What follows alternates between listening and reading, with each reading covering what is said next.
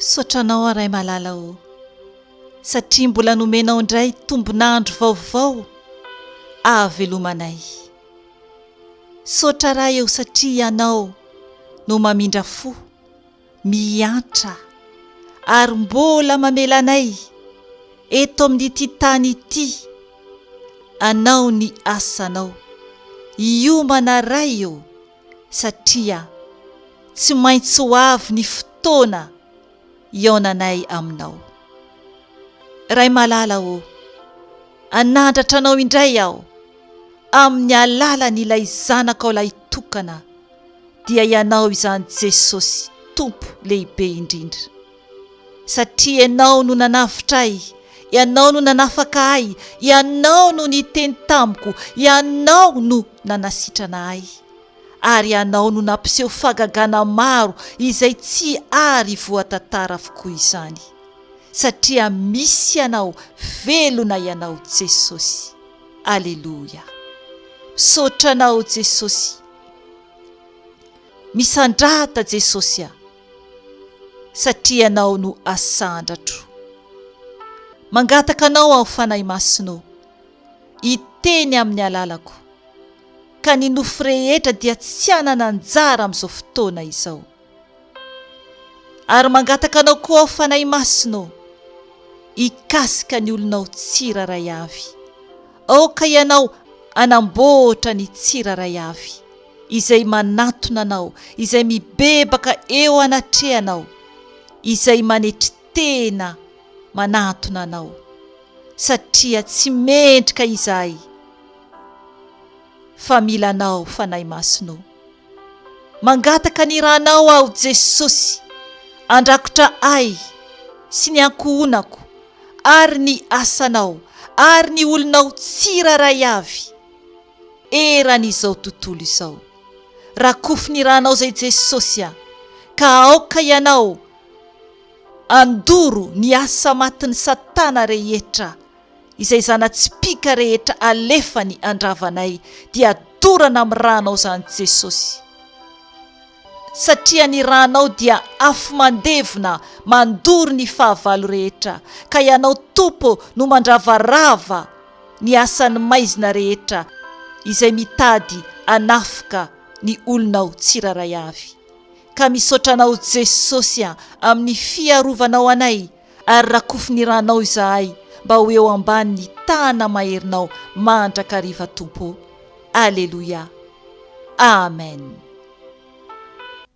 Mbola faly miarabanao amin'ny anaran'i Jesosy Tompo aho anio azoma fa 5 ny volana Septembre 2022. Ry havana, anio aho dia ampahery anao mba tsy ametraka ny fahatokisantsika amin'ny olona isika, na koa amin'ny tenantsika ireriany, satria tena tenin'ny Tompo mihitsy izany ao amin'ny bokin'i Jeremia 7:15, izay mivaky toy izao amin'ny anaran'i Jesosy Tompo. Izao no lazain'ny Tompo: ho voaozona izay olona matoky olona, sy manao ny nofo ho sandriny, ka miala amin'ny Tompo ny fony. Amen. Hatreo ihany no vakiako. Ry havana, matoa io tenin'Andriamanitra io no novakiako dia tena manambara mihitsy ny amin'ny Fijoroana Vavolombelona izay ho tantaraiko anao zao fa ny fahatokisantsika olona sy ny fanarahantsika olona dia mahavery any amin'ny afobe. Tonga dia hitantarako ny Fijoroana Vavolombelona anankiroa, dia ao anatin'izany koa ny tenin'Andriamanitra vitsy izay anamarinan'ny Tompo an'izany, fa tena fahaverezana tokoa no manjoantsika raha ohatra ka mitoky amin'ny olombelona isika, na matoky tena ihany koa isika. Ry havana, volana maromaro lasa izay dia nitantara tamiko ny vadiko fa hoe raha natorony izahay indray alina dia tao anatin'ny torimasony izy dia tsy fantany izay nahazo azy fa enony izy ohatrany hoe miamilatsaka any ambany any. Hafa izany ilay nofy anankiray no tantaraiko tamin'ilay ny fanojo tamin'ny nofiny zanakolahy, ny nofiny vadiko. Fa ity nofiny anankiray ity zany ny zavatra niseho izy dia enony izy ny vatany manontolo zany eny mihitsy hoe ohatrany hoe milatsaka. Raha ohatra ka alaintsika sary an-tsaina eo ambony fandriana dia ny fandrianantsika zany eo amin'ny plasitsika tsiraray avy no ohatrany hoe miempo zany de milatsaka mihitsy zany lay vata be antsika manontolo mihitsy zany no hoeny hoe milatsaka tsy moramora any ambany any. Dia tao anatin'izany tsapany fa iza teo akaiky dia niezaka hono izy amikitra nahako fa tsy mahavoatazona ay hono izy fa vomia mialatsaka ihany. Zany hoe tsy ny nofony intsony amin'ny fotoana io fa ny fanahiny mihitsy no efa mialatsaka tsy moramora. Dia niezaka hono izy mamikitra amiko fa tsy nahavoatazona anahako. Voalohany, faharoa dia mbola nitovy ihany, fahatelo faranony dia voatazonony aho dia tafaverina teo ambony fandriana somatsara izy. Ry havana, tena zava-doza izany satria efa ilay fanahy ny vadiko mihitsy no efa nisaraka amin'ny nofy izany, satria na ny tanany ara tsy eniko akory hoe mitananahako, fa ny fanahiny ihany zany no mahatsapa izany rehetra izany hoe voatanany ahako dia tafaverina izy. Nefa ny zahako dia matory eo anilany zany hoe tokony hoeniko ny zavatra niseho fa tsy zavatra henoko. Ry havana, ao anatin'ny fanahy, ilay fanahy mihitsy no manomboka mialatsaka tsy moramora tany amin'ny afobe. Izay no nampafantary ny fanahy masina tamiko. Ry havana, izay ny Fijoroana Vavolombelona anankiray. Ny faharoa dia tamin'ny alarobia 20 ny volana oktobra 2021 nanofy aho izandray zany io hoe nidina tamin'izany fasika lehibe toy ny tendrombohitra izany. Zany hoe dune no fitenena azy aty ampita an-dranomasina, toy ny tendrombohitra fa fasika fotsiny zany. Nanofy aho ry havana, nidina tamin'izany fasika avo be izany, toy ny tendrombohitra izany. Dia hitako zao mihitsy aho ry havana, midina amin'io tendrombohitra fasika lehibe io.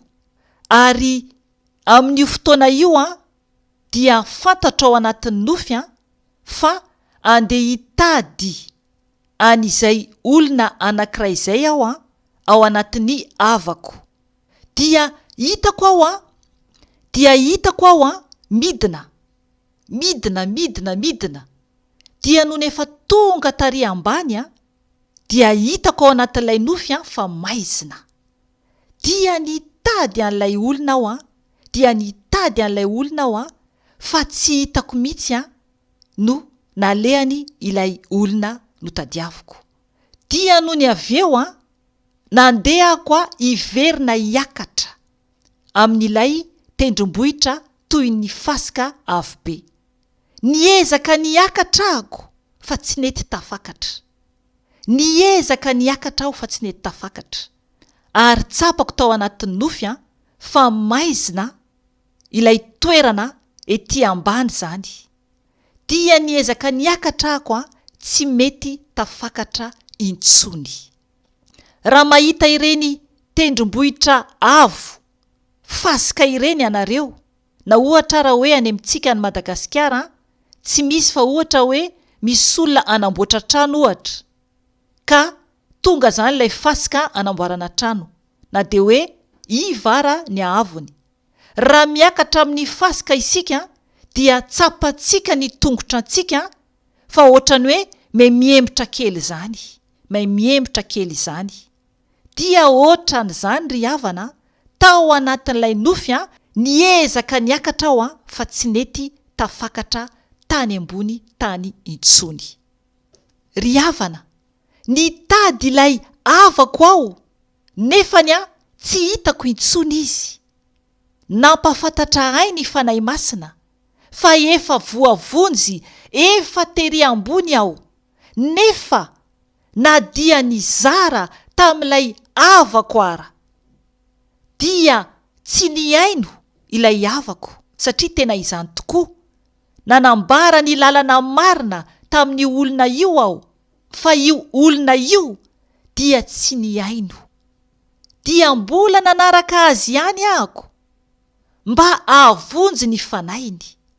Nefa nampafantatra tsara ny fanahy masina ao anatin'ny nofy, fa tsisy tokony anarahako an'ilay olona intsony rehefa voazara ny fahamarinana, fa tokony nijanona tamin'ny toerana izay efa nahavovonjy ahy aho, ao am' Jesosy izany, satria efa nanambara an' Jesosy aho fa azy sy ny tompo sisa, fa tokony tsy nanaraka azy, satria lasa nanaraka azy aho, nitady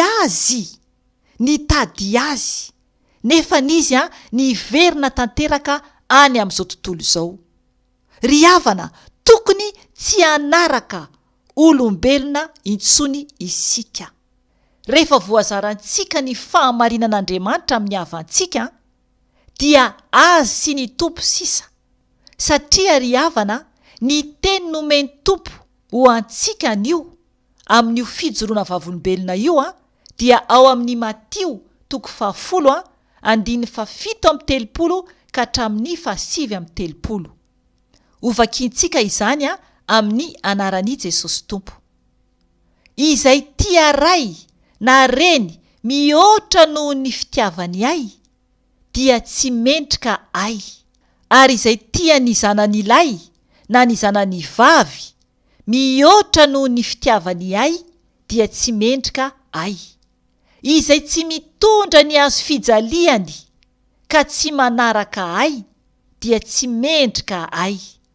Izay mamonjy ny ainy no ahavery azy, ary izay mahafoy ny ainy noho ny amiko dia ahavonjy azy.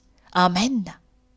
Ry havana, mampahery antsika ny tompo anio fa tokony izy tompo, izy Jesosy Kristy velona sy mahery avy any Nazareta no tokony olohany eo amin'ny fiainantsika. Tokony ho izy no tiantsika voalohany indrindra, satria raha mbola tiantsika mihoatra lavitra noho i Jesosy, ny ray aman-drentsika sy ny havantsika, ny ankonantsika, dia mazava tsara ny teniny fa tsy mendrika ho an'i Jesosy isika. Ary koa tsy maintsy mitondra ny azo fijaliana, zany hoe ny olana antsika tsiraray avy isika eo am' Jesosy, manaraka an' Jesosy. Izy rery ihany no afaka hitondrasantsika ny olana antsika. Fa raha ohatra ka tsy mitondra isika an'izany eo am' Jesosy ny azo fijaliantsika izany, satria fa noentin'ny tompo avokoa ny hotantsika rehetra, izay no mahatonga azy miteny ato amin'ny Matio ihany 2:15-20 hoe, makanesa tia amiko ianareo rehetra izay miasa fatratra, sy mavesatra entana, fa izao no anome anareo fitsaarana. Ento ny ziogako ka mianara amiko, fa malemy fanahy sady tsy miavonam-po aho, dia hita fitsaarana ho an'ny fanahinareo ianareo.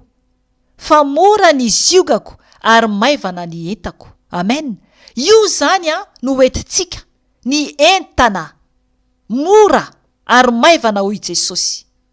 Maivana ny entako hoy Jesosy. Rehefa misaraka amin'izao tontolo izao isika, dia maivana io. Mahatsiaro fahasambarana isika, satria ny tompo mihitsy no mitondra antsika. Na dia mitondra ny hazo fijaliantsika raha isika, dia ny tompo mihitsy ane no miteny amintsika hoe makanesa aty amiko. Izy izany no anantonantsika. Tsy mahavita tena isika tompoko. Ny tenin'Andriamanitra farany izay nomeny fanahy masina dia ao amin'ny Isaia 2:2-20. Ovakiko amin'ny anaran'i Jesosy Tompo. Mitsahara fa aza mitoky amin'ny olombelona, fofinaina ihany no eo ambavorony, koa zinona moa izy. Amen. Ry havana, aoka isika tsy atoky olombelona intsony. Tsy hoe kory hoe ankahala sanatry, na hoe hiady sanatry. Tiantsika ny tompo. Isika tsiraray avy dia fofinaina ihany, ary isika tsiraray avy dia hiala ety. Mila isika matoky an Jesosy irery ihany, miverina eo am Jesosy irery ihany. Ary rehefa manambara amin'ny olona isika, na iza io, mitarika an'izy ireo mba hibebaka, kanefa ilay olona tsy mety hiverina amin'ny tompo, dia azy sy ny tompo sisa. Fa ny azontsika tao dia mivavaka ho azy fotsiny ihany. Ry havana, tena efa kaiky Jesosy. Kely sisa dia ho avy izy hampiakatra antsika, olony tsiraray avy, izay maharitra hatramin'ny farany. Engany, ka avoataona olona ianao, na dia iray ihany ara, mba ho tafiditra ny lanitra. Ianao aloha no mila miova. Ianao aloha no mila mijoro tsara. Mila mijoro tsara. Manatona an Jesosy, mivavaka am Jesosy, mibebaka, miala am ratsy rehetra rehetra. Izay isika vo afaka ho tarafin'ny olona. Izay isika vo ho afaka ho modely. Raiso Jesosy ho tompo sy ho mpamonjy ny fiainanao, dia anamboatranao izy, hitari-dalana anao izy, anovanao izy, ary ho lasa olon'ny lanitra ianao. Ry havana, raha vonina ianao andray an Jesosy ho tompo sy ho mpamonjinao, ary ao aorianan'izay dia mila ianao miroso amin'ny batisan'ny fibebahana. Mitady ianao zany fiangonana izay hitanao fa mandeha ao anatin'ny fahamarinana sy ny fahamasinana. Dia ny tompo no anao batisanao amin'ny ranobe, dia mandehana mitory an Jesosy. Rehefa tafian'ny herin'ny fanahy masina ianao, dia mijoro tsara. Ka raha vonina ianao andray an Jesosy ho tompo sy mpamonjy ny fiainanao, na koa anavao ny fanoloranao tena, dia afaka ianao mamerina ny vavaka izay ho ataoko.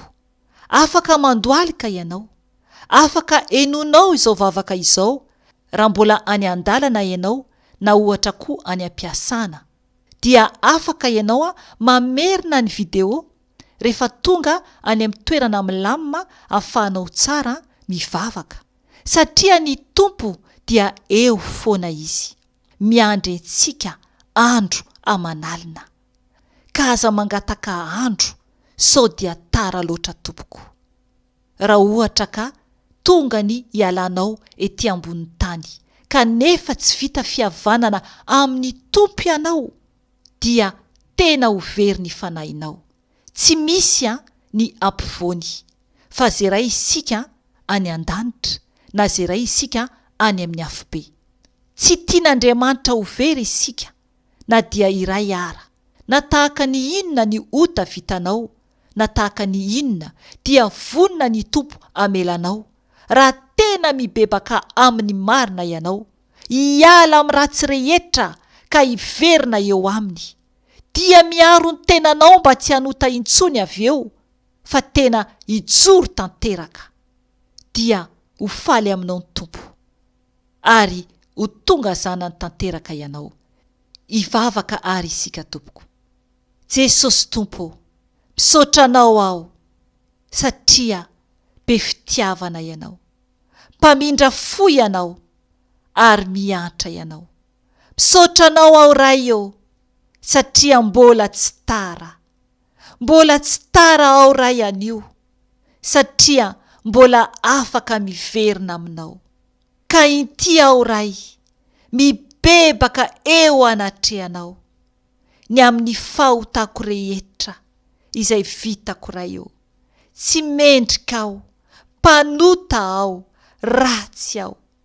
Mifona aminao aho ray eo, ny amin'ny tsy fanajako anao teo aloha, ny amin'ny tsy fahatokisako anao teo aloha. Ary mifona aminao koa aho Jesosy ny amin'ny tsy nanolorako ny tenako ho anao. Ka inty aho Jesosy anio, mandray anao ho tompoko sy ho mpamonjy ny fiainako. Manjaka atam-poko Jesosy, sokafako anao ny foko Jesosy. Aoka ianao hitoetra atam-poko, aoka ianao anjaka amin'ny fiainako manomboka anio. Sasao aho adio ho afa-keloka Jesosy. Mamelahy, mamindra fo amiko. Tompo, soraty ny anarako ao amin'ny bokin'ny fiainana. Aoka aho mba ho isan'ireo zanakao, mba ho tafiditra any an-danitra rehefa tonga ny fotoana ialako ety. Jesosy ampianaro aho avy amin'ny alalan'ny fanahy masinao. Ampianaro aho fanahy masinao, ianao lay mpampianatra endry, ianao lay mpampianatra mahay. Ampianaro aho, ovay aho, kolokoloy aho Jesosy fa milanao aho. Milanao aho Tompo, manomboka anio. Aza miala amiko intsony Jesosy tano aho fa tsy matananao. Raha izao no mitananao Jesosy dia mianjera aho. Fa raha ianao no mitana ahy Tompo dia tsy ho lavo intsony aho. Tano aho Jesosy mba hijoro tsara eo aminao.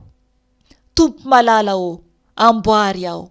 Alao zay tsy anao ato anatiko Tompo. Amboary aho, omendrika anao, ho olom-baovao. Misaotra Tompo, mideranao aho. Anompo anao indray aho Jesosy. Anao ny asanao aho, anaradianao aho, mandra-patapitry ny fofinaiko. Dera ho anao ray, aja ho anao ray, hatramin'ny taloha indrindra sy ankehitriny ary ho mandrakizay dory. Amen.